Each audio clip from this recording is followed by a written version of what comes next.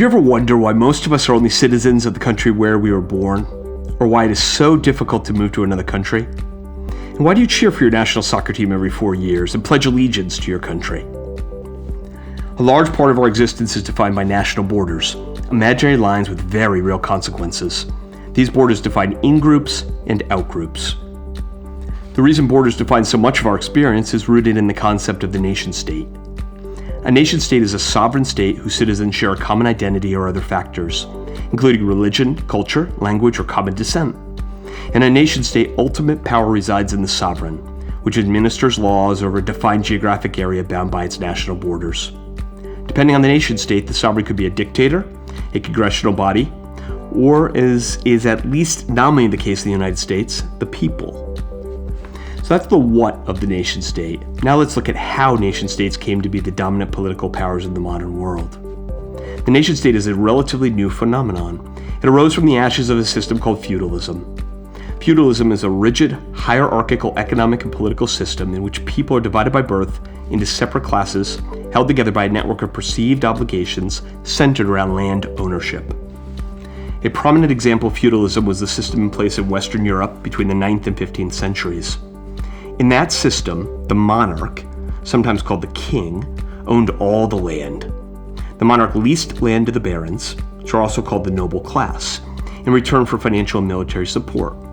The barons in turn gave rights and privileges to vassals who served in direct military function as knights. The lowest class, the peasantry, provided food and services to the superior classes. In return, the peasants received local protection from the knights. A defining element of feudalism was its lack of emphasis on monetary transactions. The relationships between the classes were broadly based on filling a single need, protection, and that need was typically met in exchange for labor. The peasant class comprised about 90% of the population of medieval Europe. Their existence was a constant mundane exchange of labor for local protection. Peasants had few individual rights and were bound by a lifetime of manual work. Many events contributed to the decline of feudalism. Among them was the Black Death, a devastating wave of the bubonic plague that decimated Europe in the mid-14th century, killing 30 to 60% of its population, about 80 million people at the time. This caused labor to be in short supply and gave the peasant class more leverage. Emboldened, the peasantry demanded changes to what was, from their perspective, an unjust system with no opportunity for changing one's status in life. Technology played a role as well.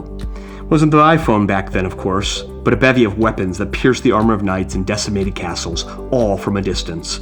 The crossbow, cannons, and guns. These weapons gutted the military strength of the knights. The rising peasant class became a rapidly expanding middle class. All corners of the world were quickly being settled. Trade and commerce blossomed and paper money began to catch on in Europe. The monarch still had considerable power and used it to procure allegiance directly from the lower and middle classes, rather than garnering it through the protective arm of the barons and vassals. Monarchs raised large armies, reducing the role of the knights. Towns and cities sprung up all over, and soon the world was no longer a loose connection of very local relationships. Seemingly overnight, it had become a global network of large sovereignties. In 1614, one of the bloodiest wars in European history broke out. The conflict, eventually known as the 30 Years' War, was resolved in 1648 by the Peace of Westphalia, a series of treaties between the warring nations. The treaties established, among other things, that a sovereign's authority only extends to its borders. This was intended to create a balance of power on the international stage. Though not the sole contributor, the Peace of Westphalia is generally seen as having set the groundwork for the contemporary international order. It established and firmly rooted many current nation-states as power players. It's important whenever you consider political structures to understand that they are, at their core, a deal.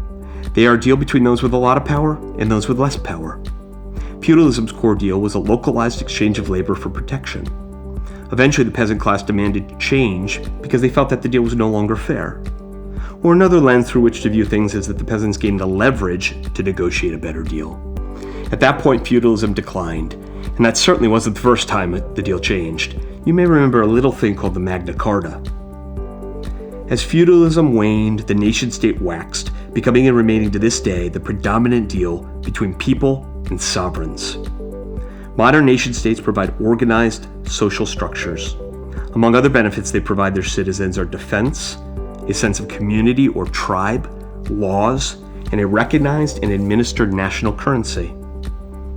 The nature of the deal provided by a nation-state to its people is unique to every nation-state and has shifted almost everywhere over the years. Whereas in the 1600s, the sovereign was generally a monarch or king who ruled largely with military might, the world has become considerably more democratic. Time and time again, the people have decided the deal isn't fair, or they've gained enough leverage to demand change, and the deal has morphed. The ever-shifting deal needs to always retain some semblance of balance. Imperialism stands as a prime example of sovereigns attempting to push the deal too far in their favor and running headlong into heavy resistance. Confined by borders imposed by the Peace of Westphalia, monarchs looked to stretch those borders through conquering distant lands. At one time, England, France, and Spain were more aptly referred to as empires than nation-states. But from the perspective of the colonies, the deal didn't make sense for long. Over time, most colonies, the United States included, demanded their freedom. At its core, the modern nation-state remains a trade-off for the people, even in a country ostensibly governed by the people. In any nation-state, the people concede some personal freedoms to be part of a larger whole and to reap the benefits of organization, namely security and stability. For a colony that was essentially governing itself, ceding power and paying taxes to a monarch thousands of miles away across vast oceans seemed like an obviously bad deal. Most sovereigns have had an easier time retaining control of more tightly knit groups within a national border. As of 2017, there are close to 200 nation-states throughout the world, making a whole lot of imaginary lines a defining feature of our collective reality. As the world in the 21st century becomes increasingly connected, mobile, virtual, and in the words of Thomas Friedman, flat, the deal between the people and the sovereign of the world's nation-states will continue to evolve. Some people argue that the benefits of the nation-state are lessening as technology makes people more capable of organizing and self-governing. Change rarely comes without friction, and sovereigns don't easily relinquish power. However, the deal always requires balance, which means it needs to evolve with our changing world. And if history is again our guide, it is unlikely that future changes will concentrate more power in the hands of the sovereigns. Instead, power will continue to shift to the people. What exactly that means for the future of the nation-state and our world of borders remains to be seen. Until then, at least we all know who to cheer for in the Olympics.